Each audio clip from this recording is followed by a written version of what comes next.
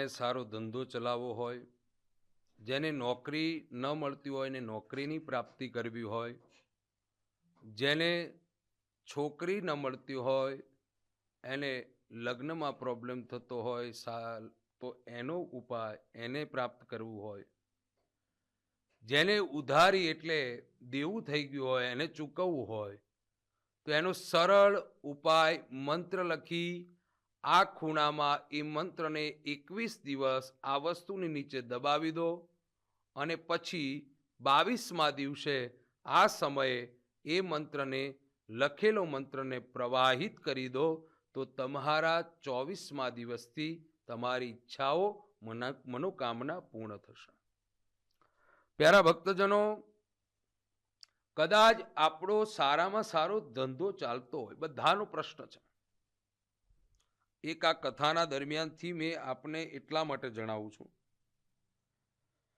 કે એટલા બધા લોકોના એટલા બધા મેસેજ આવે કે પછી સાંજનો જે સમય છે ને અડધો કલાકનો સમય મારે એમાં ફાળવતો અને ઘણું બધું મેં તર્ક વિતર્ક જોયું, બધાના મેસેજ જોયા, તો મને એમ દેખાયું જણો આ તકલીફમાં માણસ બહુ જ છે. પહેલામાં પહેલી તકલીફ છે ધંધો.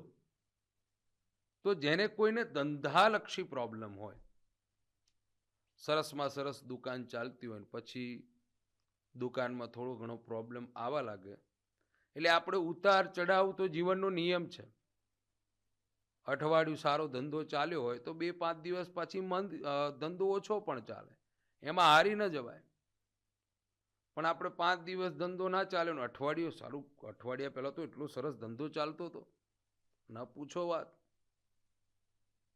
મારી ઉપર કંઈક થયું છે, કોકે કંઈક કર્યું છે. હવે એ ધંધો ચાલતો હતો એ સમયે ભગવાનની કૃપા, તો આ ધંધો ચાલે છે એમાંય છે અને ધંધો નથી ચાલતો ને એ સમયે પણ ભગવાનની કૃપા છે જ, પણ થોડોક સમય એવો હોય ગ્રહોને અનુસાર તો તમારું એ રીતે ચાલે, પાછું અઠવાડિયા પછી સારું થઈ જાય. પણ માણસ જે 5 દિવસમાં તકલીફ થઈ એટલે માણસ દોડતો દોડતો ભુવાઓ પાસે જાય, બધા એને બતાવવા લાગે, ભાઈ મારું આટલું બધું સરસ ચાલતું હતું અને હવે તો હું હેરાન થઈ ગયો, આ 5 દિવસથી મારો 5 રૂપિયા પણ આવક થતી નથી. કે જે 5-5 હજારનો મારો ગલ્લો હતો એની જગ્યાએ 500 આવીને ઊભો રહી ગયો. હવે જે 500 આવે છે ને એ પણ એ પછી આ કરવું પડશે, આમ કરવું પડશે, એમ કરી અને 5 દિવસના આવેલા 2500 રૂપિયા આપણે આપી દઈએ છીએ. તો એવા લોકોએ આવું કરવાની જરૂર નથી. હું તો આપને જણાવું કે ભગવાન જે સિચ્યુએશનમાં રાખે ને એમાં આનંદ કરવો.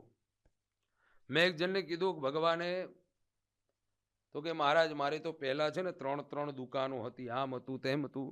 મેં કીધું એમાં તને આનંદ હતો? તો કે હા. હવે ભગવાનની કૃપાથી એક જ દુકાન રહી, એમાં આનંદ છે? તો કે ના. તો મેં કીધું ભગવાને જ્યારે તને આપ્યું હતું ત્યારે તને આનંદ હતો અને ભગવાને કદાચ તારા કર્મના ભાગથી તારું લઈ લીધું તો એમાં તને આનંદ નથી. જ્યારે આપ્યું ત્યારે તારી શક્તિ, તારી ભક્તિ અને તારી ઉન્નતિ કરતા પણ તને વધારે ભગવાને આપી દીધું હતું, પણ તે એ પ્રાપ્ત કર્યા પછી સત્કર્મ કોઈ કર્યું? એ પ્રાપ્ત થયા પછી કોઈ સત્કર્મ કર્યું? તો કે ના મહારાજ.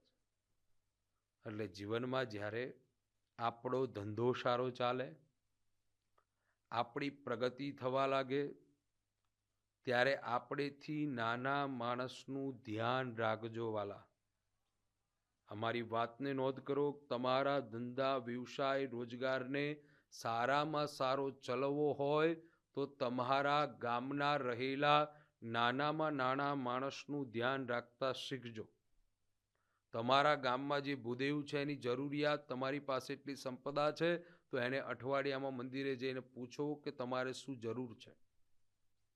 ધંધાને જો સારો ચલાવવો હોય તો તમારા ગામમાં કોઈ ગૌશાળા હોય તો ગૌશાળામાં જઈને પૂછો કે ઘાસચારાની જરૂર હોય, કોઈ બી વસ્તુની જરૂર હોય તો મને તું જણાવજો.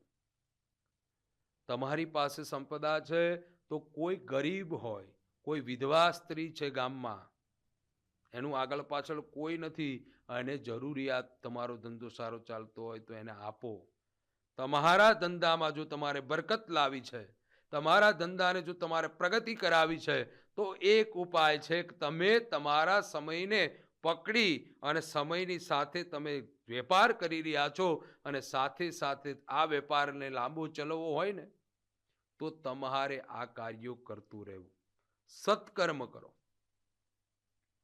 ભગવાન એમ કહે છે કે હું તને એટલે આપું છું કે તું બીજાને આપી શકે.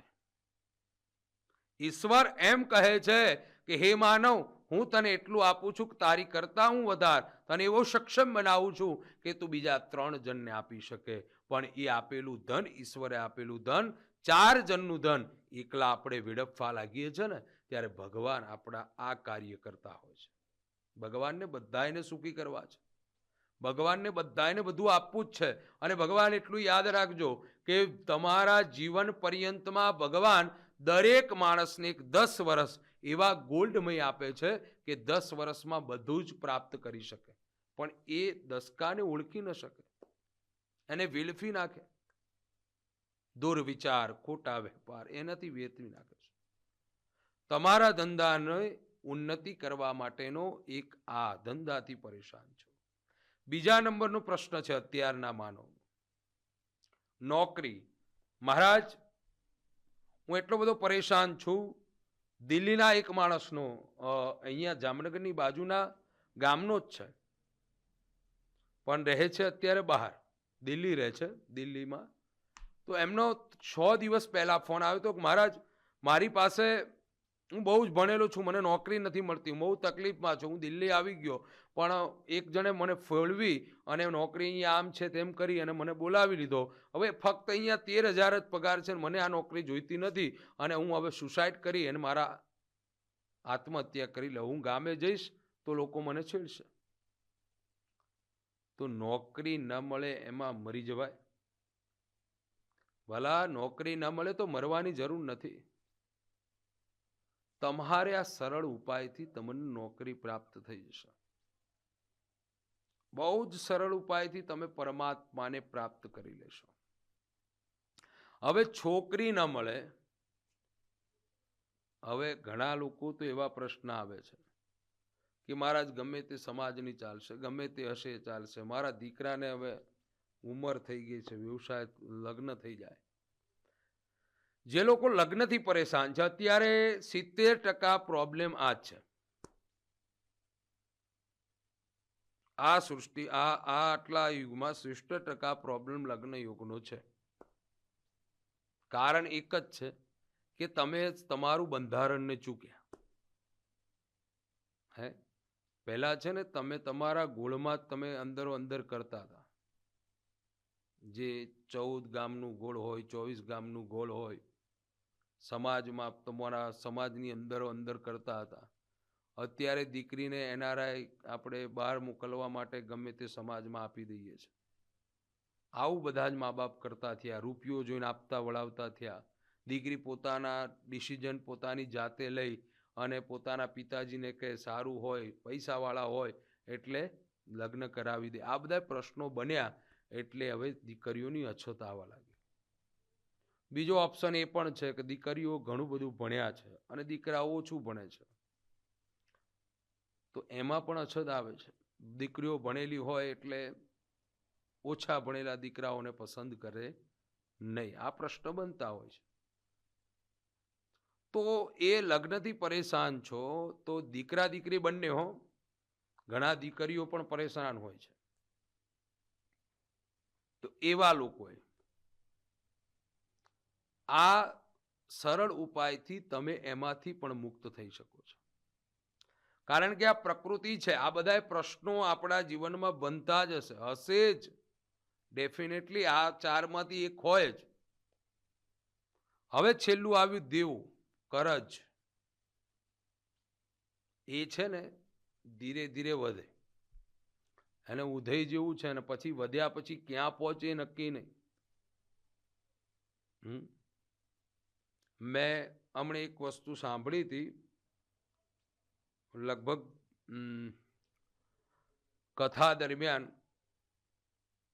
પછી હું પોતાના નિવાસ સ્થાને આવ્યો અને એ દિવસે હું ફ્રી હતો એટલે મેં એક ભક્ત દ્વારા સાંભળ્યું કે મહારાજ શ્રી, આ ભાઈને એટલું બધું ખર્ચ થઈ ગયું અને કર્જ થવાનું કારણ એને જણાવ્યું ત્યારે મને એમ થયું કે આ વગર કારણનું કર્જ થયું ને. પોતાના બાજુવાળાનો દીકરો અમેરિકા ગયો એટલે પોતાની માએ એટલે એની પત્નીએ પોતાને દીકરાને મોકલવા માટે દીકરામાં એટલી સક્ષમતા નહોતી કે અમેરિકા જઈ શકે. દીકરાની પાસે એટલું નોલેજ નહોતું કે એ પાસ પરીક્ષાઓ કરી શકે.